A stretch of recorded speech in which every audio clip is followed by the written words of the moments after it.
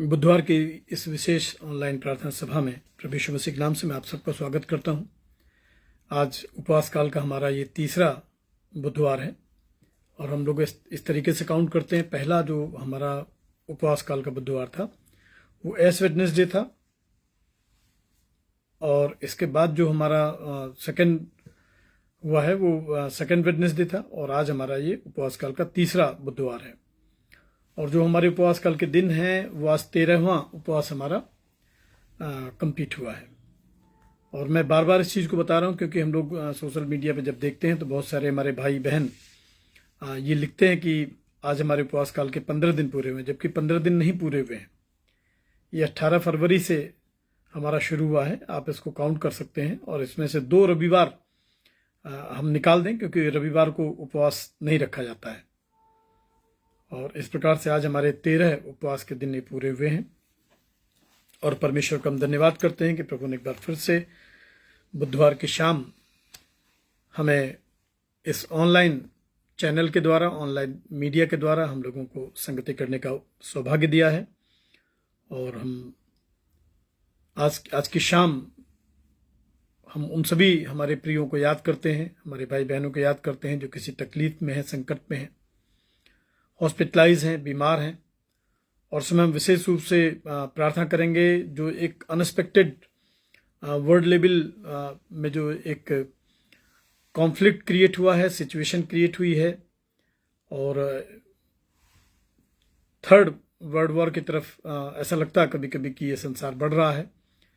तो हम उन सभी देशों के लिए प्रार्थना करें जो इस अनएक्सपेक्टेड वॉर में शामिल हो गए हैं। ईरान और उसके अगेंस्ट जो है वो अमेरिका है, इजराइल है, और जो भी कॉजेज हैं, पर जो इस पर हम बहुत ज़्यादा कंसंट्रेट नहीं करेंगे कि क्या कारण है कि इस तरीके से युद्ध की तरफ दुनिया को लेकर चला जा रहा है। पर हम इस पर बहुत ज़्यादा ध्यान देंगे कि हमें शांति के लिए प्रार्थना करनी है, वैश्विक शांति के लिए प्रार्थना करनी है, वैश्विक भाईचारे के लिए प्रार्थना करनी है। और मनुष्यों को परमेश्वर अपनी समझ बुद्धि दे कि हम टकराव की स्थिति से ज़्यादा बेहतर है कि हम एक दूसरे से प्रेम की स्थिति को उत्पन्न करें परमेश्वर के द्वारा, एक दूसरे से हम क्षमा की स्थिति को पैदा करें। और अगर कहीं कोई इस तरीके का डिस्प्यूट है तो हम इस चीज़ को ज़रूर याद रखें कि सभी को जीवन जीने का अधिकार है और किसी को भी ये अधिकार नहीं है कि वो किसी के जीवन को डिस्टर्ब करे, कोई भी हो, क्योंकि सबको परमेश्वर ने बनाया है और सबको ये अधिकार मिला है कि वो अपने जीवन को अपने ईश्वर की आज्ञाओं के अनुसार वो व्यतीत कर सकता है। तो हम इस समय ईरान के लिए और उन सभी कंट्रीज के लिए जो इस अनएक्सपेक्टेड वॉर में डायरेक्ट इनडायरेक्ट शामिल हो गए हैं, हम उनके लिए प्रार्थना करेंगे, उनको दुआओं में याद करेंगे। हम उन सभी लोगों को भी आज की शाम प्रार्थनाओं में याद करेंगे जो किसी भी प्रकार के मतभेद में घिरे हुए हैं, किसी भी प्रकार की निराशाओं में घिरे हुए हैं, नशे की तरफ बढ़ रहे हैं, उनके लिए भी हम लोग प्रार्थना करेंगे आज की शाम। हमारे ऐसे बुजुर्ग हैं जो बहुत बहुत बुजुर्ग हैं, जो बेड रिडन हैं, और विशेष रूप से मेरी बुजुर्ग माँ हैं जो बीते समय में उनका एक छोटा एक्सीडेंट हुआ और 12 स्टिचेज उनके सिर में आए हैं और वो अभी अंडर मेडिकल ट्रीटमेंट है। बीते दिनों उनको आईसीयू में एडमिट होना पड़ा, लेकिन दुआओं को प्रभु ने सुना और उनको चंगाई दी, वो घर को आई हैं। लेकिन उनकी बॉडी में स्वेलिंग अभी आई है और हम उसके लिए भी दुआ करेंगे कि परमेश्वर इनको कंप्लीट हील करे और ये बिल्कुल स्वस्थ होने पाए। हम इस समय याद करेंगे हमारे प्रिय भाई आशीष घोष को, उनकी धर्मपत्नी को, जो हमारी प्रिय बहन है मिसेस काकुली घोष को याद करेंगे, दोनों बेटियों को, मनोबी को और अदिति को। परमेश्वर इस परिवार को अपने पंखों में रखे और हमारी दुआ है कि स्वर्ग के दरवाजे इस परिवार के लिए खुलें, उनकी जो भी आवश्यकताएं परमेश्वर को पूरा करे। हम इस समय प्रार्थना करेंगे रेवरेंड गिरीश चंद्रा, उनकी धर्मपत्नी मिसेस निर्मला चंद्रा के लिए, जो बहुत सीनियर मेंबर हैं चर्च ऑफ नॉर्थ इंडिया के और बड़े विश्वासी हैं। उनको भी हम अपनी दुआओं में याद करेंगे। हम इसमें हमारे एक पारिवारिक संबंध एक परिवार से मिस्टर दिनेश लाल, और कल 3 मार्च 2026 को उनका जन्मदिन था, और इस ऑनलाइन प्रार्थना सभा में हम उनके लिए प्रार्थना करेंगे।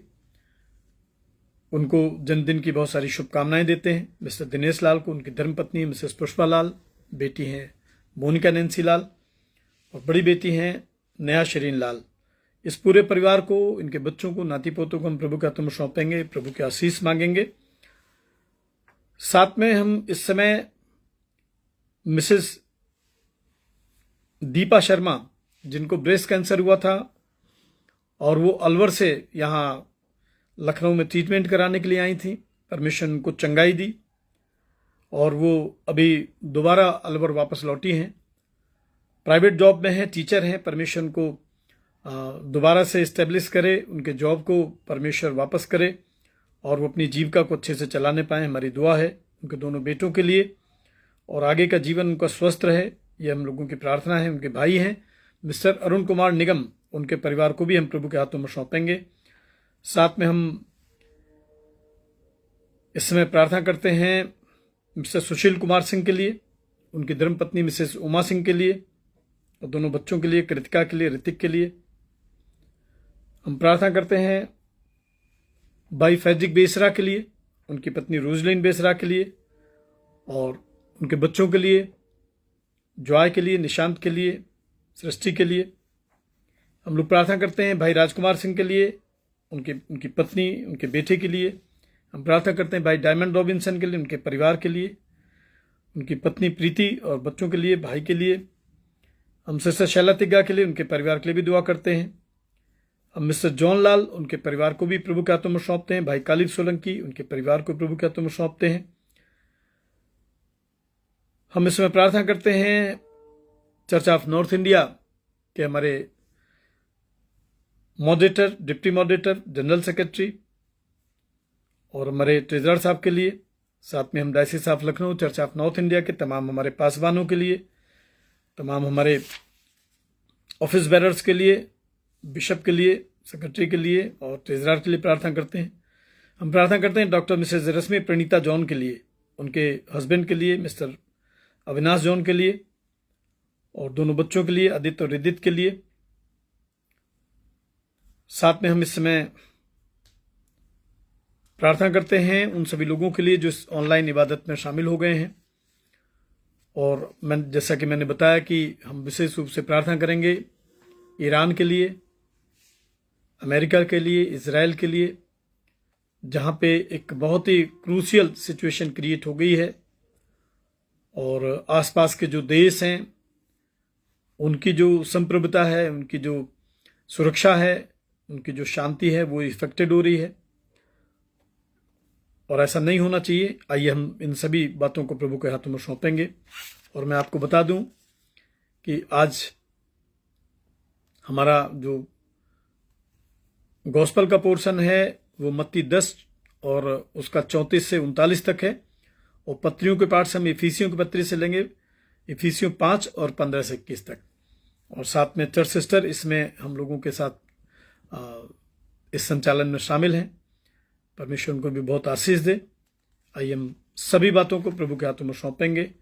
और साथ में इस समय भाई अनुज मरांडी, उनकी पत्नी, परिवार को भी हम प्रभु के हाथों में सौंपेंगे, जो इस सेवकाई में हम लोगों के साथ में हैं। हमारे जो भी इस सेवकाई में स्वर्गदूतों की तरह परमेश्वर ने भेजे जो खड़े हुए हैं, लखीमपुर से मिस्टर सतीश कुमार जॉन को, उनकी पत्नी को, परिवार को भी हाथों में सौंपेंगे। सिस्टर पुष्पा चरण, उनके परिवार को हम प्रभु के हाथों में सौंपेंगे। हम देव परिवार को प्रभु के हाथों में सौंपेंगे, सिस्टर पुष्पिता देव को, उनके परिवार को। हम इस समय प्रार्थनाओं में याद करेंगे पारितोष श्रेष्ठ को, उनकी पत्नी वैशाली श्रेष्ठ को, छोटी बेटी पीहू को, परिष्कार श्रेष्ठ को, उनकी पत्नी बेनजीर को। और हम हमारे परिवार के लिए प्रार्थना करेंगे, बुजुर्ग माँ के लिए, भाइयों के लिए। और जबकि आज होली का पर्व है, हम तमाम हमारे जो भी मित्र हैं, परिवार के लोग हैं, हमारे देश के लोग हैं, उत्तर प्रदेश के लोग हैं, उन सभी को हम होली की शुभकामनाएं दें और हम एक अच्छे शहरी की नहीं, एक अच्छे नागरिक की तरह, एक अच्छे विश्वासी की तरह सबसे मेल मुलाकात रखें। आइए हम दुआ करेंगे। दयालु प्रभु, हमारे महान जीवित परमेश्वर पिता, सब बातों में प्रभु आपकी महिमा हो। पिता, हम धन्यवाद करते हैं कि आपने हमें आज तक सुरक्षा दी है, स्वास्थ्य दिया है प्रभु, हमारी आवश्यकताओं को पूरा किया है। आज प्रभु हमारे उपवास काल का 13वां दिन है पिता परमेश्वर, जिसे प्रभु हम आज की शाम आपके सिंहासन के सन्मुख घुटने टेकते हैं। और जब हम इस ऑनलाइन प्रेयर मीटिंग का संचालन करते हैं, प्रारंभ करते हैं प्रभु, हम पिता परमेश्वर भाई बबलू गोंड को याद करते हैं पिता परमेश्वर, जिनको चेस्ट पेन हुआ कल रात। और प्यारे खुदा, उनकी पत्नी को, मिसेस सोना गोंड को, उनके बच्चों को याद करते हैं प्यारे प्रभु, और आपकी आशीष और दया मांगते हैं। जो बीमार हैं प्रभु, निराश हैं पिता परमेश्वर, पर कृपा करुणा करना प्रभु। हमारी बुजुर्ग माँ के लिए, मिसेस इंदिरा सिंह के लिए हम दुआ करते हैं प्रभु। हम प्रार्थना करते हैं उन तमाम लोगों के लिए प्रभु, जिनको अद्भुत रीति से परमेश्वर पिता आपने इस सेवकाई से जोड़ा है। हम भाई आशीष घोष, उनकी पत्नी काकुली घोष को पिता परमेश्वर, दोनों बेटियों को प्रभु आपके हाथों में सौंपते हैं। बड़ी बेटी को मनोबी को प्रभु, छोटी बेटी अदिति को परमेश्वर, हम डॉक्टर मिसेस रश्मि प्रणीता जॉन को आपके हाथों में सौंपते हैं प्रभु जी, उनके परिवार को आपके हाथों में सौंपते हैं। हमारे प्रिय आदरणीय प्रभु मिस्टर दिनेश लाल के लिए हम प्रार्थना करते हैं पिता, जिनके जीवन में अद्भुत रीति से आपने एक नया वर्ष दिया प्रभु। और हम धन्यवाद करते हैं प्रभु कि आप आयु की अवस्था तक माता के गर्भ से आपने उनको संभाला है। ये नया वर्ष आपके आशीषों का वर्ष हो प्रभु, आपकी प्रतिज्ञाओं का वर्ष हो। और उनके पूरे परिवार को प्रभु हम आपके हाथों में सौंपते हैं प्रभु, दोनों बेटियों को, नेहा को, उनके परिवार को प्रभु, और मोनिका को आपके हाथों में सौंपते हैं प्रभु, और उनकी पत्नी को, मिसेस पुष्पा लाल को आपके हाथों में सौंपते हैं और आपके आशीष मांगते हैं पिता। हम प्रभु जी आज की इस प्रार्थना सभा को आपके हाथों में सौंपते हैं। हमारे गीत, प्रार्थनाएं, वचन का पढ़ा और सुना जाना प्रभु आपके संरक्षण में हो, आपकी आशीष में हो पिता। और हमें बुद्धि दीजिए पिता परमेश्वर कि जो वचन आप हमें देना चाहते हैं उसके द्वारा प्यारे खुदाबंद आपकी महिमा होने पाए, और पवित्र आत्मा के द्वारा हम उसका प्रचार करने पाए प्रभु। सब कुछ आपके हाथों में सौंपते हैं प्रभु। जो नाम लिए गए हैं उन पर आपकी दया आशीष मांगते हैं पिता। जबकि परिवार अलग अलग स्थानों से हैं प्रभु, हम गोरखपुर से प्रभु थॉमसन परिवार को याद करते हैं प्रभु, मिस्टर अजीत थॉमसन को, उनकी पत्नी सविता थॉमसन को, और प्रभु उनके बच्चों को याद करते हैं प्रभु, अभिजीत को, उनके परिवार को, कंचन को, उसके परिवार को प्रभु, छोटे बच्चों को, अभिनीत और अग्रिमा को पिता परमेश्वर, और आपकी दया और आशीष मांगते हैं। धन्यवाद जय जयकार के साथ स्वामी, हम इस पूरी प्रार्थना सभा को आपके हाथों में सौंपते हैं। जो इस ऑनलाइन माध्यम से जुड़े हैं पिता, उन पर आपकी आशीष दया मांगते हैं प्रभु। चर्च सिस्टर मिसेज नीलू सिंह और आपका सेवक प्रभु, जब इस ऑनलाइन प्रार्थना सभा का संचालन करते हैं प्रभु पिता, आप हमें अपने पवित्र आत्मा के द्वारा प्रभु परिपूर्ण करें पिता परमेश्वर, कि प्रभु हम जो कुछ भी करते हैं उससे आपकी महिमा होने पाए, और हम बहुत सारी आत्माओं को जीत के आपके राज्य में शामिल कर सके प्रभु। इस समय हम उन देशों को याद करते हैं प्रभु, ईरान को, जहां पे प्रभु अशांति है, जान माल का बहुत नुकसान हुआ पिता परमेश्वर।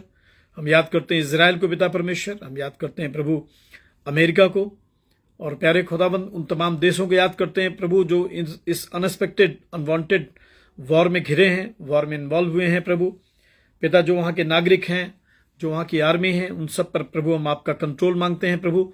जो लीडर्स हैं पिता परमेश्वर, उन पर आपकी दया मांगते हैं परमेश्वर। प्रभु सद्बुद्धि दीजिए कि परमेश्वर हम वैमनस्यता को छोड़ें और शांति, प्रेम और क्षमा का रास्ता हम ग्रहण करने पाए पिता परमेश्वर। हम साथ में अपने हमारे देश भारतवर्ष के लिए, इसके तमाम राजनेताओं के लिए प्रभु, हमारे आदरणीय प्रधानमंत्री और प्रभु हमारी आदरणीय राष्ट्रपति महोदया पिता परमेश्वर, हमारे देश के मुख्यमंत्री मिस्टर योगी आदित्यनाथ प्रभु, और तमाम हमारे लखनऊ शहर के तमाम प्रभु नागरिकों के लिए हम प्रार्थना करते हैं प्रभु। जबकि आज पूरा देश प्रभु होली के पर्व को सेलिब्रेट करते हैं परमेश्वर प्रभु, हर एक स्थान पे प्रभु इस पवित्र पर्व के द्वारा आपकी शांति विराजने पाए पिता परमेश्वर। कहीं कोई अनएक्सपेक्टेड ऐसी घटना ना हो जो प्रभु मनुष्यता को बिगाड़े और आपसी सौहार्द और प्रेम को बिगाड़े प्रभु, और शत्रुता को क्रिएट करे पिता, क्योंकि आप शांति के राजकुमार हैं प्रभु। धन्यवाद देते हैं प्रभु कि इस समय आपकी उपस्थिति हमारे मध्य में है। आगे का समय और इस संपूर्ण आराधना को और जो भी इसमें शामिल हैं प्रभु, आपके बेटे बेटियां, उन पर आपकी आशीष मांगते हैं पिता। इस प्रार्थना को हमारे उद्धारकर्ता प्रभु यीशु ख्रिस्त के धन्य पवित्र नाम से बड़े विश्वास और आदर के साथ मांगते हैं, आमीन। आइए हम प्रभु की महिमा में गीत गाएंगे। बोलो जय मिलकर जय, बोलो जय यीशु की जय। और उसके बाद आज का पहला पाठ हम लोग सुनेंगे जो कि हमें मिलेगा इफिसियों की पत्री उसका 5 अध्याय पद 15 से 21 तक। पहले हम गीत गाएंगे, बोलो जय मिलकर जय, बोलो जय यीशु की जय। बोलो जय मिलकर जय, बोलो जय यीशु की जय, बोलो जय मिलकर जय, बोलो जय यीशु की जय, बोलो जय जय जय। बोलो जय मिलकर जय, बोलो जय यीशु की जय, बोलो जय मिलकर जय, बोलो जय यीशु की जय, बोलो जय जय जय। प्रेम तेरे की यही रीत, मन में भर दे अपनी प्रीत। प्रेम तेरे की यही रीत, मन में भर दे अपनी प्रीत। तेरे प्रेम के गाएं गीत, तेरे प्रेम के गाएं गीत। बोलो जय मिलकर जय, बोलो जय यीशु की जय, बोलो जय मिलकर जय, बोलो जय यीशु की जय, बोलो जय जय जय। क्रूस पर अपना खून बहा, मुझ पापी को दी शिफा। क्रूस पर अपना खून बहा, मुझ पापी को दी शिफा। मन मेरे तू बोल सदा, मन मेरे तू बोल सदा। तो बोलो जय मिलकर जय, बोलो जय यीशु की जय, बोलो जय मिलकर जय, बोलो जय यीशु की जय, बोलो जय जय जय। तेरी कुदरत की ये शान, खुद ही दाता खुद ही दान। तेरी कुदरत की ये शान, खुद ही दाता खुद ही दान। पूरे कर मन के अरमान, पूरे कर मन के अरमान। तो बोलो जय मिलकर जय, बोलो जय यीशु की जय, बोलो जय मिलकर जय, बोलो जय यीशु की जय, बोलो जय जय जय। खिदमत अपनी ले मुझसे, इस मंदिर में तू बसे। खिदमत अपनी ले मुझसे, इस मंदिर में तू बसे। हिंद में तेरा नाम रहे, हिंद में तेरा नाम रहे। तो बोलो जय मिलकर जय, बोलो जय यीशु की जय, बोलो जय मिलकर जय, बोलो जय यीशु की जय, बोलो जय जय जय। आइए हम लोग पवित्र शास्त्र का पहला पाठ जो हमें इफिसियों की पत्री और उसका 5 अध्याय और 15 पद से 21 पद से मिलेगा। इफिसियों की पत्री उसका 5वां अध्याय पद 15 से 21 पद तक। परमेश्वर का वचन यहाँ इस प्रकार लिखा हुआ है, इसलिए ध्यान से देखो कि कैसी चाल चलते हो। निर्बुद्धियों की नाई नहीं, पर बुद्धिमानों की नाई चलो, और अवसर को बहुमूल्य समझो, क्योंकि दिन बुरे हैं। इस कारण निर्बुद्धि न हो, पर ध्यान से समझो कि प्रभु की इच्छा क्या है। और दाखरस से मतवाले ना बनो, क्योंकि इससे लुचपन होता है, पर आत्मा से परिपूर्ण होते जाओ। और आपस में भजन और स्तुति गान और आत्मिक गीत गाया करो, और अपने अपने मन में प्रभु के सामने गाते और कीर्तन करते रहो। और सदा सब बातों के लिए हमारे प्रभु यीशु मसीह के नाम से परमेश्वर पिता का धन्यवाद करते रहो, और मसीह के भय से एक दूसरे के अधीन रहो। यह परमेश्वर का जीवित वचन है। परमेश्वर का धन्यवाद हो।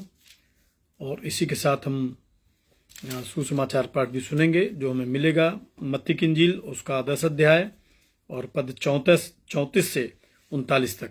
The gospel according to saint Matthew chapter 10 beginning verse 34 till verse 39।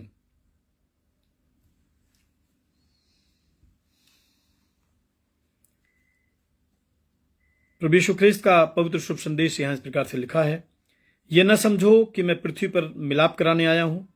मैं मिलाप कराने नहीं, पर तलवार चलवाने आया हूं। मैं तो आया हूं कि मनुष्य को उसके पिता से, और बेटी को उसकी मां से, और बहू को उसकी सास से अलग कर दूं। मनुष्य के बैरी उसके घर के ही लोग होंगे।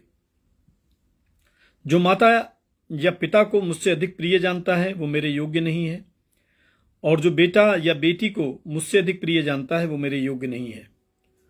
और जो अपना क्रूस लेकर मेरे पीछे न चले वो मेरे योग्य नहीं है। जो अपना प्राण बचाता है वो उसे खोएगा, और जो मेरे कारण अपना प्राण खोता है वो उसे पाएगा। ये हमारे उद्धारकर्ता प्रभु यीशु ख्रिस्त का पवित्र सुसमाचार है। आइए प्रभु की एक और स्तुति में गीत गाएंगे, और गीत का नंबर है 94। अगर आपके पास कलीसिया गीत की किताब है तो यीशु रख सलीब के पास मेरे प्यारे मुंजी, ये गीत है। यीशु रख सलीब के पास मेरे प्यारे मुंजी। यीशु रख सलीब के पास मेरे प्यारे मुंजी, गुनहगारों को वहां मिलती है मुआफी। क्रूस पर खास होगी मेरी नजर, जब तक मेरी रूह खुश हो जाएगी आसमान पर। क्रूस पर खास मैं गुनहगार प्यार को देख खुश हुआ, वहां दुख मुसीबत में मेरा मुंजी मुआ। क्रूस पर खास होगी मेरी नजर, जब तक मेरी रूह खुश हो जाएगी आसमान पर।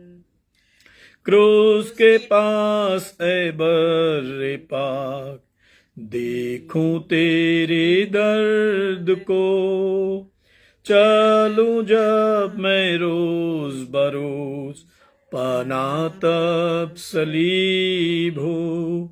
क्रूस पर खास होगी मेरी नजर, जब तक मेरी रूह खुश हो जाएगी आसमान पर। क्रूस के पास उम्मीद के साथ सबसे ठहरा रहूं, जब तक यर्दन के उस पार बाप के घर न जाऊं। क्रूस पर खास होगी मेरी नजर, जब तक मेरी रूह खुश हो जाएगी आसमान पर। आइए दुआ करेंगे। दयालु अनुग्रहकारी प्रभु, हमारे महान जीवित सामर्थ्य पिता परमेश्वर, प्रभु आपकी उपस्थिति में है प्रभु, अपने आपे का इनकार करते हैं पिता परमेश्वर, और हम अंगीकार करते हैं प्रभु कि हम धूल और मिट्टी हैं पिता परमेश्वर। हम खाली हाथ इस संसार से आए प्रभु, और खाली हाथ इस संसार से वापस जाएंगे पिता। आज हमारे उपवास काल का 13वां उपवास का दिन प्रभु आपने स्वीकार किया। हम आपका धन्यवाद करते हैं, आपकी बड़ाई करते हैं प्रभु।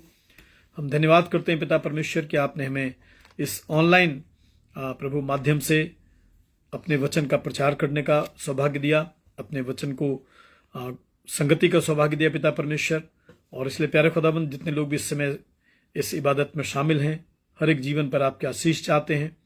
पवित्र आत्मा का अभिषेक दीजिए प्रभु।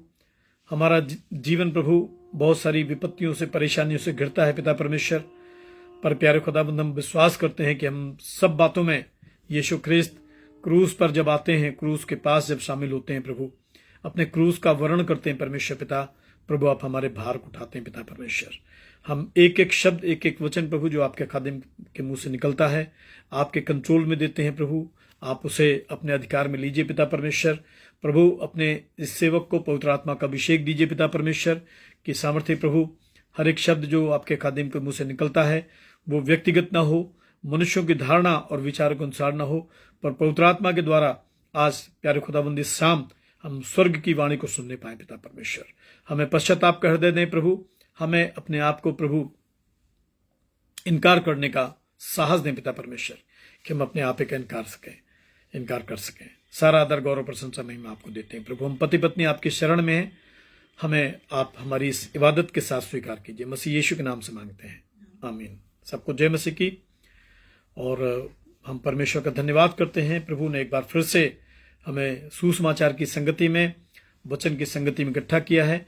और मैं आप सबको जय मसीह की बोलता हूं। अगर आप मेरी आवाज़ को सुन पा रहे हैं, आप मुझे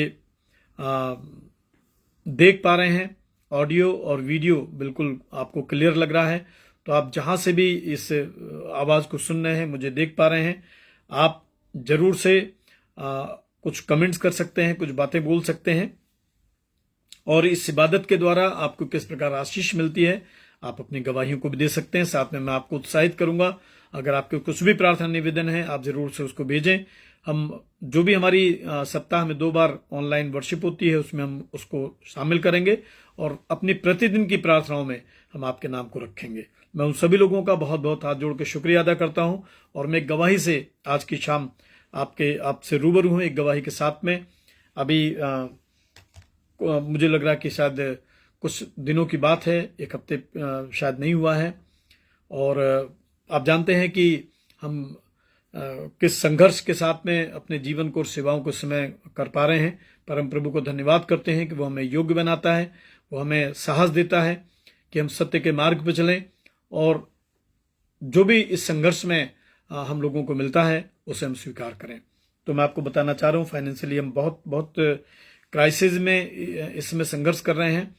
और अभी मेरे पास में अपने निजी खर्चों के लिए भी कुछ भी मेरे पास बचा नहीं था।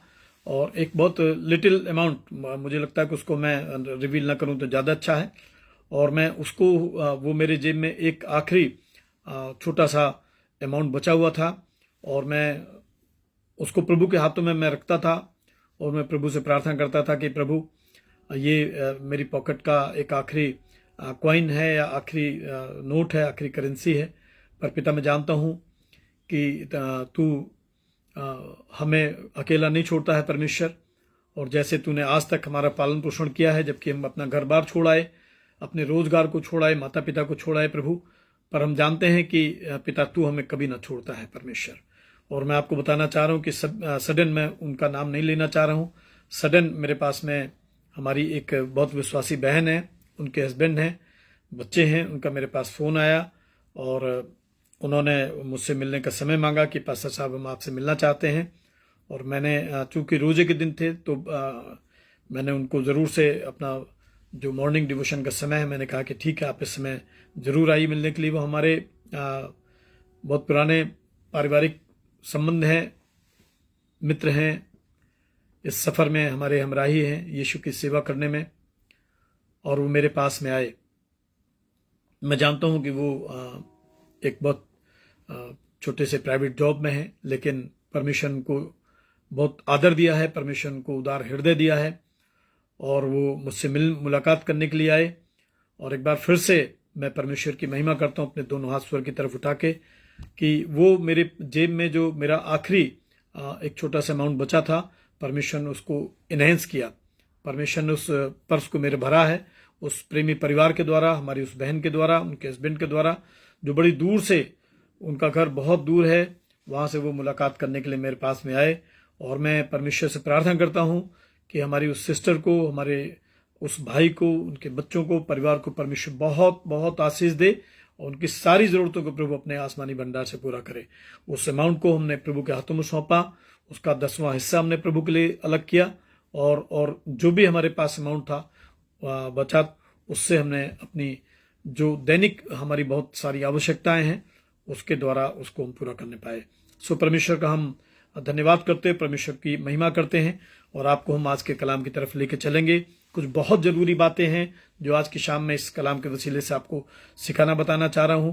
अगर आप वास्तव में आपने प्रभु को अपना व्यक्तिगत उद्धारकर्ता स्वीकार किया है, अगर आपने प्रभु के अलावा कभी जीवन के संकट में, जीवन की परेशानियों में, विपत्तियों में इधर उधर नहीं देखा है, तो मैं डेफिनेटली आपको बताना चाह रहा हूं, अब जो मैं बताना चाह रहा हूं उसको आप अपने जीवन से चेक करें, उसका मिलान करें। आप अपने जीवन में, अपने परिवार में आशीषित होंगे, निश्चित, इसमें कोई दो राय नहीं है। लेकिन आप चारों तरफ एक बहुत बड़े विरोध से भी घिरे होंगे। आपका कार्यक्षेत्र, आपके परिवार में आपके नेबर निश्चित रूप से आपको मुझे लगता है कि विरोध की नजर से देखते होंगे, और उसका कारण यही है कि परमेश्वर ने आपको इस संसार से अलग किया है। और जब संसार से अलग किया है, आप संसार की भाषा नहीं बोलते, आप संसार के जैसा काम नहीं करते, तो संसार आपका विरोध करता है। और मैं आपको यूहन्ना की इंजील की तरफ लेकर चलना चाहूंगा। यूहन्ना की इंजील और उसका 15 अध्याय निकालेंगे। यूहन्ना की इंजील उसका 15 अध्याय हम निकालेंगे, इसको जरूर से देखें, आपको आशीष मिलेगी। और उसके 18 पद में लिखा है, यदि संसार तुमसे बैर रखता है तो तुम जानते हो उसने तुमसे पहले मुझसे बैर रखा है। यदि तुम संसार के होते तो संसार अपनों से प्रेम रखता, परंतु इस कारण कि तुम संसार के नहीं हो, वरन मैंने तुम्हें संसार में से चुन लिया है, इसलिए संसार तुमसे बैर रखता है। संसार इसीलिए तुमसे बैर रखता है क्योंकि तुम मसीह के हो। अब मैं आपसे एक सवाल पूछना चाहता हूं। आज की शाम इस ऑनलाइन हमारी बुधवार की प्रार्थना सभा के माध्यम से आप व्यक्तिगत रूप से जरूर इस चीज को आज अपने मन में अपने आप से सवाल पूछें। मैं पहला सवाल आपसे पूछना चाहता हूं, क्या आपका बपतिस्मा हुआ है? दूसरा सवाल इसके बाद, बपतिस्मे के बाद आपके जीवन में किस प्रकार का परिवर्तन हुआ? कैसे आप अपने जीवन को देखते हैं? अगर आपका बपतिस्मा हुआ है और आपके जीवन में कोई परिवर्तन नहीं हुआ है, तो मुझे लगता है कि आपका बपतिस्मा जो है पवित्र आत्मा के द्वारा नहीं है, प्रभु के द्वारा नहीं है। वो सांसारिक जो परंपरा है उसके अनुसार हो सकता है, सांसारिक रीति रिवाजों के अनुसार हो सकता है, संसार के जो सर्टिफिकेट्स हैं उसके अनुसार हो सकता है, लेकिन पवित्र आत्मा के द्वारा आपका आत्मिक बपतिस्मा नहीं हुआ है। अगर हम मत्ती की इंजील और उसका 34 अध्याय, उसका 10 अध्याय और उसके 34 पद को देखेंगे, the gospel according to saint Matthew chapter 10 verses 34, आप देखेंगे यीशु ने इस संसार में एक बहुत बड़ा अनाउंसमेंट किया है, बहुत बड़ी मनादी की है उन सभी लोगों के लिए जो प्रभु के पीछे ये सोच के चलते हैं कि उनके जीवन में बहुत संपत्ति मिल जाएगी, उनको बीइंग अ क्रिश्चियन बहुत इज्जत मिल जाएगी। अगर वो प्रभु के पीछे चलते हैं, प्रभु का काम करते हैं, उनके पास धन संपत्ति की कोई कमी नहीं होगी, लोग उनको पसंद करेंगे, लोग उनसे प्रेम करेंगे। तो ये वचन मैं समझता हूं आपको एनालिसिस करना चाहिए, आपको चेक करना चाहिए, और इस वचन के द्वारा निश्चित रूप से जब आप इसको समझ जाएंगे, प्रभु आपको बहुत बहुत ऊंचा उठाएगा, प्रभु आपको बहुत सारी आशीष देगा, प्रभु आपको बहुत सारी शांति देगा, और प्रभु आपको बहुत सम्मान भी देगा। सम्मान के संदर्भ में अगर हम देखेंगे तो यशायाह 43 हम लोग निकालेंगे, the book of आइजिया chapter 43, the book of आइजिया chapter 43 जल्दी जल्दी निकालेंगे। उसके 4 पद में लिखा है, मेरी दृष्टि में तू अनमोल और प्रतिष्ठित ठहरा है, मेरी दृष्टि में तू अनमोल और प्रतिष्ठित ठहरा है, और मैं तुझसे प्रेम करता हूं। इस कारण देख, मैं तेरे बदले मनुष्यों को और तेरे प्राण के बदले राज्य के लोगों को दे दूंगा। मत डर, क्योंकि मैं तेरे साथ हूं, मैं तेरे वंश को पूर्व से ले आऊंगा और पश्चिम से भी इकट्ठा करूंगा। तो संसार तिरस्कार कर सकता है, संसार अपमान कर सकता है, संसार धोखा कर सकता है आपके साथ में, लेकिन परमेश्वर आपसे प्रेम करता है। यीशु ने कहा, यह ना समझो मैं पृथ्वी पर मिलाप कराने आया हूं, यह ना समझो मैं पृथ्वी पर मिलाप कराने आया हूं, है ना। मत्ती 10 और उसके 34 पद में लिखा है कि मैं मिलाप कराने नहीं पर तलवार चलवाने आया हूं। मैं तो आया हूं कि मनुष्य को उसके पिता से, और बेटी को उसकी मां से, और बहू को उसकी सास से अलग कर दूं। मनुष्य के बैरी उसके घर ही के लोग होंगे। क्यों होंगे उसके घर के लोग?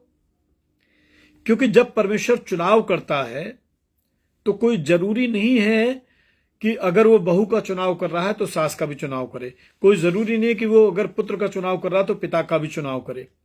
कोई जरूरी नहीं है कि अगर वो उस परिवार में किसी भाई का चुनाव कर रहा है तो उस परिवार में उसकी बेटी का भी चुनाव करे। और जैसे ही परमेश्वर चुनता है तो आपकी आदतें बदल जाती हैं, आपका स्वभाव बदल जाता है, आपका जीवन बदल जाता है, आपका चाल चलन बदल जाता है।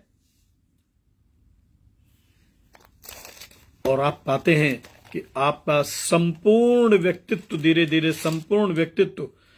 धीरे बदलता और परिवर्तित होता चला जाता है। इसको अगर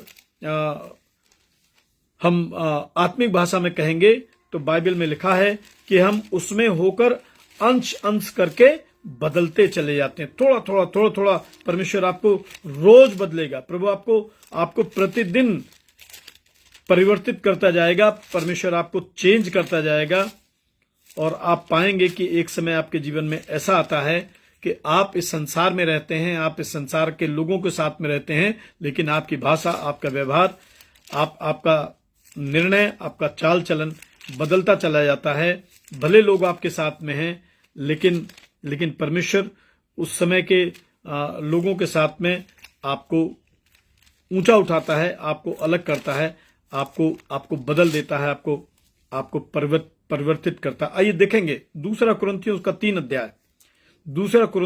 3 अध्याय देखेंगे और उसके 18 पद को देखेंगे। 2 Corinthians chapter 3 और उसका वर्स 18, 2 कुरिन्थियों और उसका 3 अध्याय और उसका 18वां पद हम लोग देखेंगे। क्या लिखा है? परंतु जब हम सबके उघाड़े चेहरे से प्रभु का प्रताप इस प्रकार प्रकट होता है, जिस प्रकार दर्पण में, क्या लिखा है? तो प्रभु के द्वारा जो आत्मा है, हम उसी तेजस्वी रूप में अंश अंश करके बदलते चले जाते हैं। प्रतिदिन परिवर्तन होगा।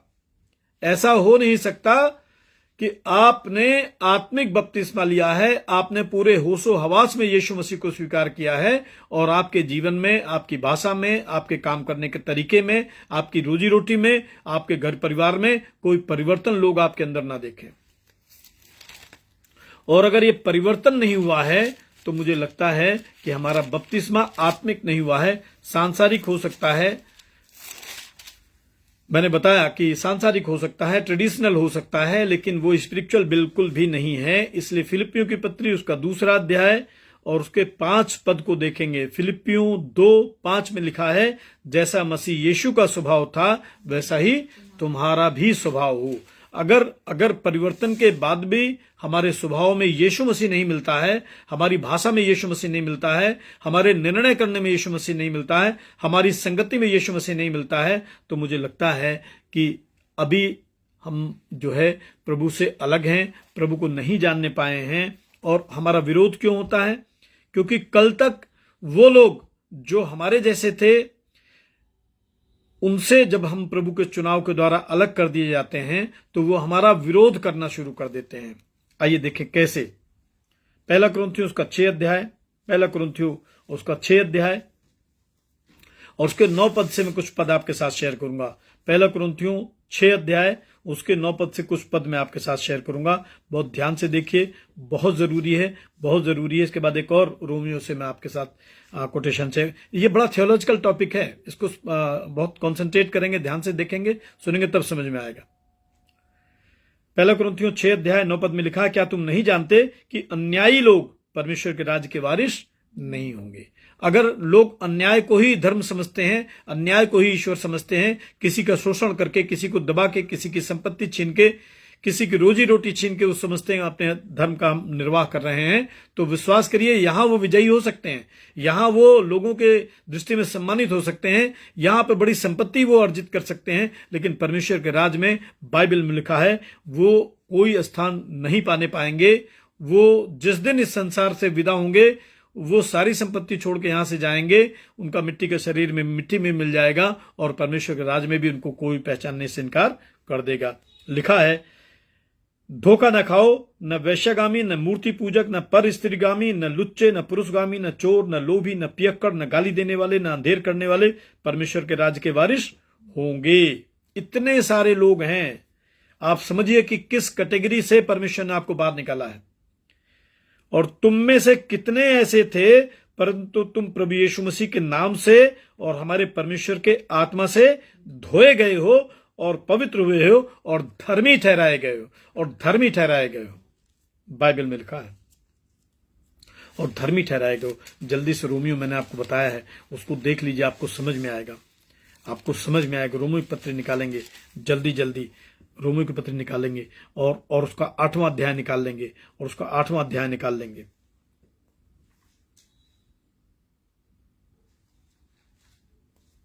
और उसमें लिखा है,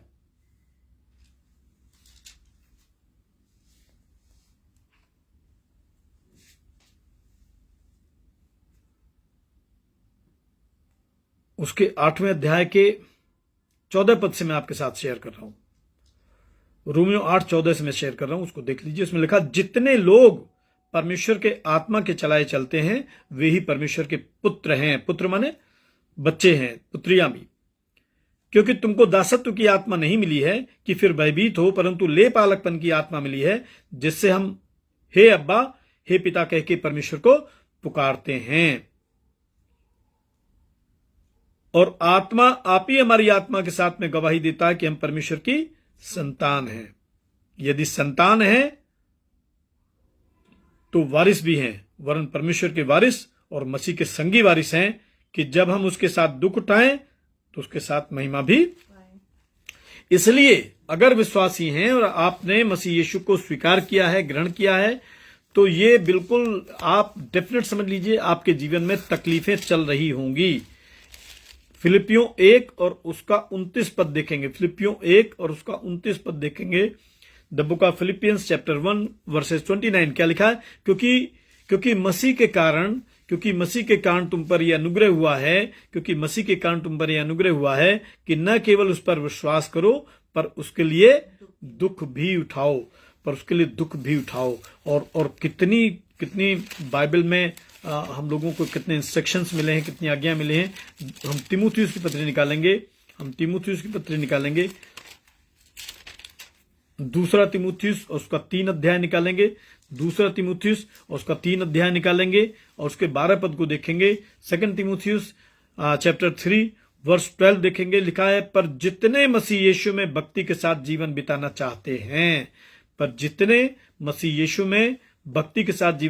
चाहते हैं, क्या लिखा है? वे सब सताए जाएंगे, उनकी रोजी रोटी छीन ली जाएगी, उनका विरोध होगा, उनको मारेंगे, पीटेंगे, भगाएंगे, उनके साथ अन्याय होगा, अत्याचार होगा।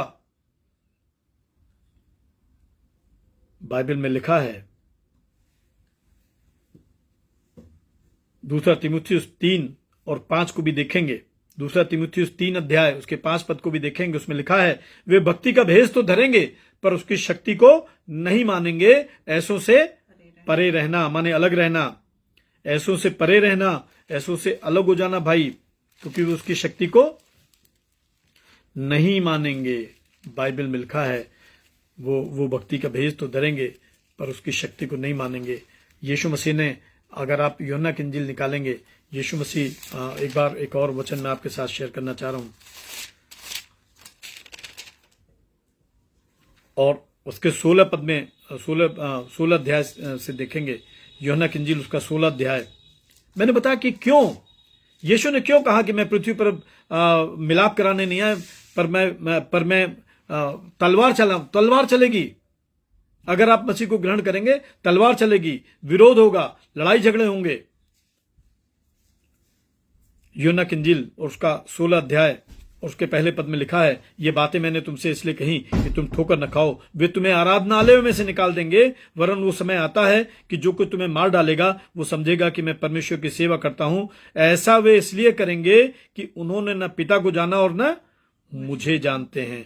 परंतु ये बातें मैंने इसलिए कही कि जब इनका समय आएगा तो तुम्हें स्मरण आ जाए कि मैंने तुमसे पहले ही कह दिया था। मत्ती की इंजील उसका 10 अध्याय। यीशु ने कहा, उसके 36 पद को देखेंगे, मनुष्य के बैरी उसके गरी के लोग होंगे। आज कलीसियाओं में विरोध होता है। आज जो आपके लिए प्रार्थना करेंगे, दुआ करेंगे, आशीष मांगेंगे, उनका विरोध होता है। एक परिवार में आप देखिए कितना कॉन्फ्लिक्ट हो जाएगा। कई बार आप धर्म की बातें करेंगे, आप आज्ञाओं की बातें करेंगे, आप प्रभु की बातें करेंगे, और घर के लोग आपको हंसी ठट्टा मुड़ाएंगे, आपको मजाक करेंगे आपका। गलातियों की पत्री निकालेंगे उसका 6 अध्याय। गलातियों की पत्री उसका 6 अध्याय, ये बिल्कुल बाइबल में लिखा हुआ है, ऐसा होना ही है। गलातियों की पत्री और उसका 6 अध्याय निकालेंगे और उसके 7 पद में लिखा है, गलातियों 6 उसके 7 पद में लिखा है, धोखा न खाओ, परमेश्वर ठट्ठों में नहीं उड़ाया जाता, क्योंकि मनुष्य जो कुछ बोता है वही काटेगा।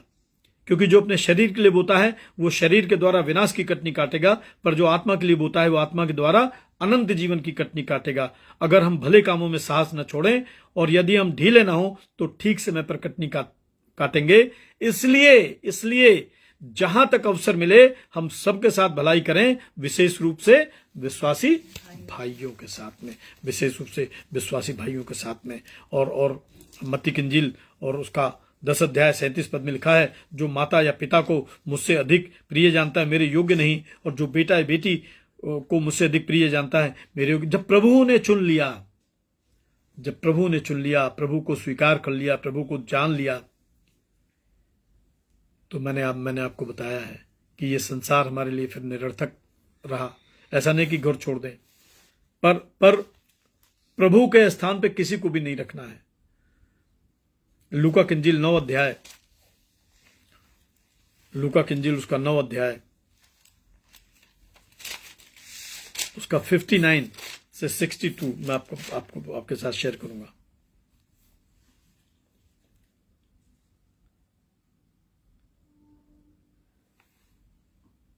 जब वे मार्ग में जा रहे थे तो किसी ने उससे कहा कि जहां जहां प्रभु तू जाएगा मैं तेरे पीछे पीछे चलूंगा।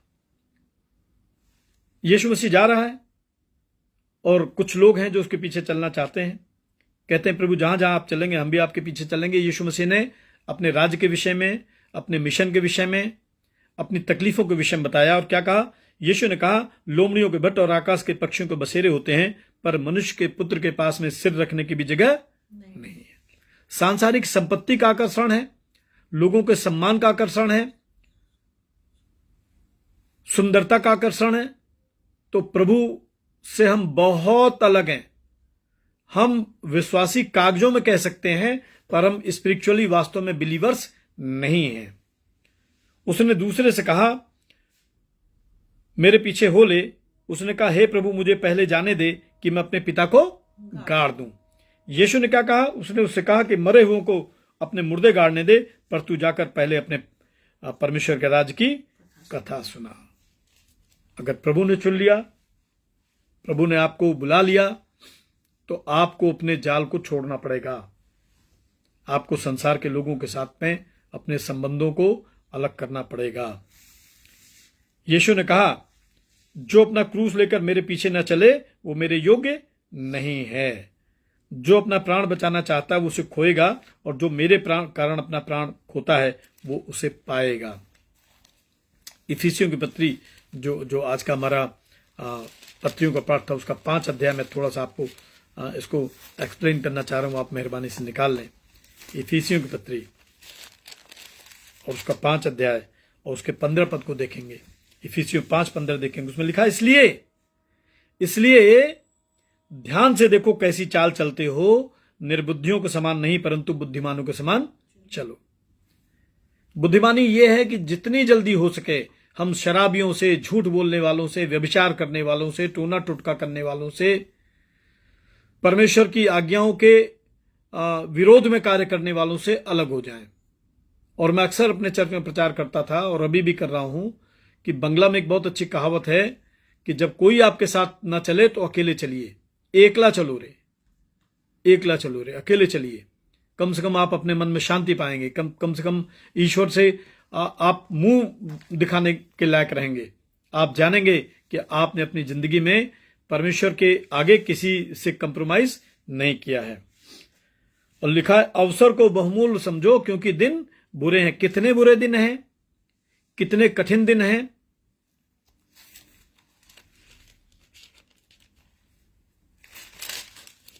आपको मैं एक और रेफरेंस बताऊंगा, फिर मैं यहां लेके आऊंगा आपको। दूसरा तीमुथियुस उसका 3 अध्याय निकालेंगे। दूसरा तीमुथियुस उसका 3 अध्याय निकालेंगे। कितने कठिन दिन आ गए देखेंगे उसके पहले पद से। पर यह स्मरण रख कि अंतिम दिनों में कठिन समय आएंगे, कैसे कठिन समय? क्योंकि मनुष्य स्वार्थी, लोभी, डींगमार, अभिमानी, निंदक, माता पिता की आज्ञा टालने वाले, कृतज्ञ, अपवित्र, दया रहित, क्षमा रहित, दोष लगाने वाले, असंयमी, कठोर, भले के बैरी, विश्वासघाती, ढीठ, घमंडी और परमेश्वर के नहीं वरन सुख विलास के चाहने वाले होंगे। और 13 पद में लिखा है, दुष्ट और बहकाने वाले, धोखा देते हुए और धोखा खाते हुए बिगड़ते चले जाएंगे। आप बाइबल को पढ़िए, सारी बातें रिवील की गई हैं। इफिसियों की पत्री उसके 5 अध्याय में लिखा है, अवसर को बहुमूल्य समझो। आज हमारे पास खुदा का कलाम है, आज हमारे पास खुदा के लोग हैं, आज हमारे पास खुदा का हैकल है। आप इनको प्रभु की ग्लोरी के लिए इस्तेमाल करिए। ये इनको संरक्षित कर लीजिए, कल को ये नहीं मिलेंगे। इस कारण निर्बुद्धि ना हो, पर ध्यान से समझो कि प्रभु की इच्छा क्या है। इफिसियों 5 और उसके 17 पद में लिखा है, निर्बुद्धि मत हो, बेवकूफों जैसी हरकतें मत करो, निर्बुद्धियों जैसी बातें ना करो। ध्यान से समझो कि प्रभु की इच्छा क्या है। क्या प्रभु चाहता है कि हम शराब पिएं? क्या प्रभु चाहता हम किसी की बहन बेटी की इज्जत बिगाड़ें? क्या प्रभु चाहता कि हम गिरजाघर में जो गरीब लोग, बीमार लोग, समृद्ध संपन्न लोग जो दान देते हैं, जो खुदा को अर्पण करते हैं, क्या हम उस गल्ले में से हाथ डाल के अपने निजी कामों के लिए उसको निकाल लें? ऐसे बहुत सारे लोगों को मैं जानता हूं जिन्होंने खुदा के गल्ले को बर्बाद कर दिया, खुदा के राज्य को बर्बाद कर दिया। प्रभु के फंड में जो भी पैसा था वो यहूदा इस्करियोती की तरह, आप कलाम पढ़िए, यहूदा इस्करियोती कलाम में लिखा है कि जो कुछ चंदे में डाला जाता था उसमें से चुरा लेता था। ऐसे चोर आ गए हैं, आपको मालूम है, जो खुदा के गल्ले में से चुरा लेते हैं, जबकि उनके पास में बहुत अच्छी स्मार्ट सैलरी है, बड़े अच्छे आलीशान घर हैं उनके, बड़े आलीशान गाड़ियों में गिरजाघर आते हैं, लेकिन खुदा के हदिये में से उन गरीबों की जो गिविंग है, थैंक्स गिविंग है, उसमें हाथ डाल के उसको निकाल लेते हैं, चुरा लेते हैं। जब प्रभु से रूबरू होते हैं, पाकशा लेते हैं, नील डाउन करते हैं, बॉ डाउन करते हैं, उसकी आवाज को सुनते हैं, तो हमेशा आप ध्यान दीजिए, हम सिर्फ प्रभु से कहते हैं, बोलते हैं। कभी कभी ध्यान दीजिए कि प्रभु हमसे क्या बोलता है। कला में लिखा है, निर्बुद्धि ना हो, पर ध्यान से समझो प्रभु की इच्छा क्या है। दाखरस पी के मतवाले मत बनो, मत शराबी बनो। मैंने अभी आपको बताया था, ऐसे लोग परमेश्वर के राज्य में प्रवेश करने नहीं पाएंगे। इफिसियों की पत्री उसका 4 अध्याय और उसके 29 पद को देखेंगे। इफिसियों 4 और 29 पद को देखेंगे, उसमें लिखा है, कोई गंदी बात तुम्हारे मुंह से ना निकले, पर आवश्यकता के अनुसार वही निकले जो उन्नति के लिए उत्तम हो, ताकि उससे सुनने वालों पर अनुग्रह हो जाए। और लिखा, परमेश्वर के पवित्र आत्मा को शोकित मत करो, जिससे तुम पर छुटकारे के दिन के लिए छाप दी गई है। सब प्रकार की कड़वाहट और प्रकोप और क्रोध और कलह और निंदा और सब बुरे भाव समेत तुमसे दूर किए जाएं। एक दूसरे पर कृपालु करुणा में, जैसे परमेश्वर ने मसीह में तुम्हारे अपराध क्षमा किए, वैसे ही तुम भी एक दूसरे के अपराध क्षमा करो। कलाम में लिखा है, दाखरस मत पियो, मतवाले मत हो, क्योंकि इससे लुचपन होता। मैंने बड़े समझदारों को, बड़े बुजुर्गों को भद्दे गंदे मजाक करते देखा है। वो कतई ख्याल नहीं करते हैं कि हम अपनी बेटी की उम्र की बहनों से, बच्चों से गंदे अश्लील मजाक करते हैं, क्योंकि वो खुदा को नहीं जानते हैं। क्योंकि उन्होंने एक ट्रेडिशनल बैप्टिज्म जरूर लिया है, लेकिन वो आत्मा के बपतिस्मे से आज भी अनजान हैं। बाइबल में लिखा है, क्योंकि इससे लुचपन होता है, पर आत्मा से परिपूर्ण होते जाओ। आपस में भजन, स्तुति गान, आत्मिक गीत गाया करो, अपने अपने मन में प्रभु के सामने गाते कीर्तन करते रहो, और सदा सब बातों के लिए हमारे प्रभु यीशु मसीह के नाम से परमेश्वर पिता का धन्यवाद करो। मसीह के भय से एक दूसरे के अधीन रहो।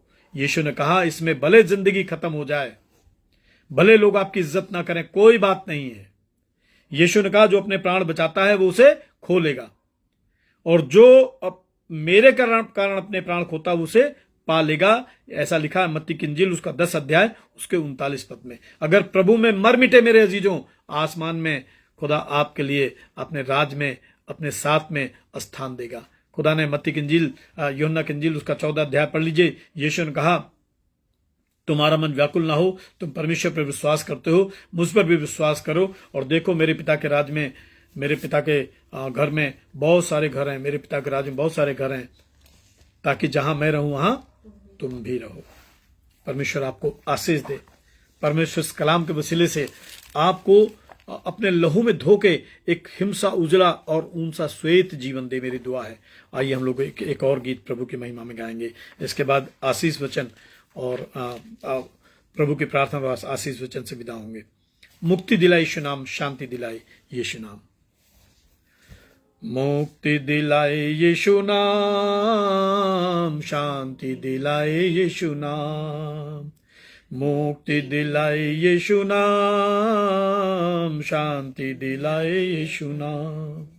यीशु दया का गहरा सागर, यीशु दया का गहरा सागर, यीशु है दाता महान, यीशु है दाता महान।